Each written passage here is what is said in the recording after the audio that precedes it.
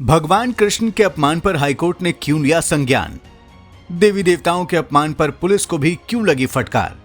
दोस्तों, आजकल कुछ लोग लिबर्टी के नाम पर ऐसे लिबरल हो गए हैं कि दूसरों की धार्मिक भावनाओं की कोई कद्र ही नहीं करते।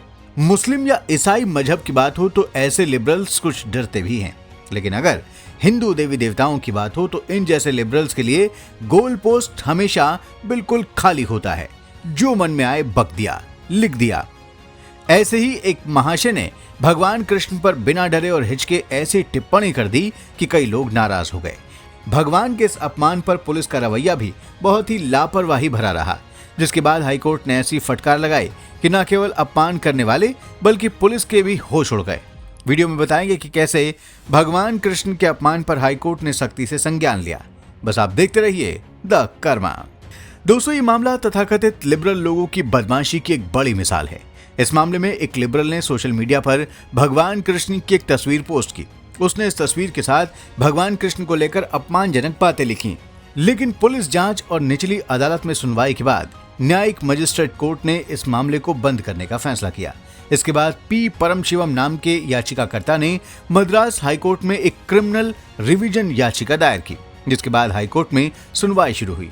आपको बता दें कि याचिकाकर्ता ने पुलिस में शिकायत दी थी कि सतीश कुमार नाम के व्यक्ति ने अगस्त 2022 में फेसबुक पर भगवान कृष्ण की एक फोटो के साथ गलत बातें लिखी हैं।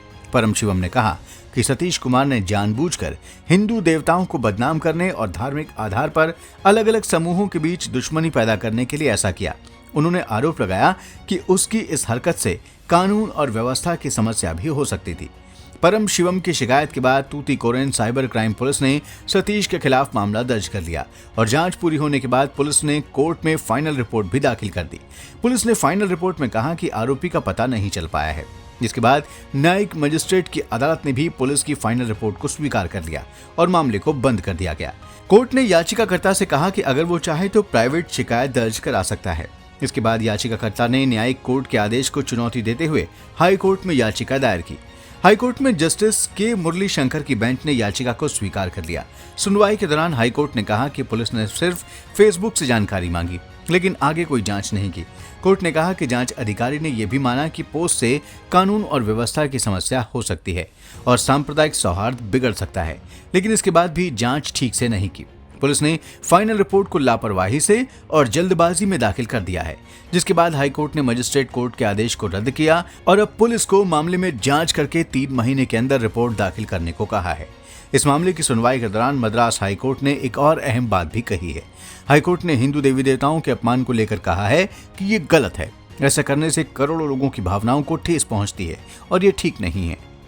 जस्टिस के मुरली शंकर ने कहा कि ऐसे काम शत्रुता बढ़ा सकते हैं, धार्मिक गुस्सा भड़क सकता है और समाज में अशांति फैल सकती है। इस तरह की टिप्पणी से सांप्रदायिक सौहार्द बिगड़ सकता है। जस्टिस के मुरली शंकर ने कहा कि भारत में लोग धार्मिक प्रतीकों और देवताओं का बहुत सम्मान करते हैं। इनका अपमान करने से सामाजिक अशांति हो सकती है। ये कृत्य समाज के एक बड़े हिस्से को दुखी कर सकता है, इसलिए हमें ऐसी चीजों को लेकर बहुत सावधानी बरतनी चाहिए।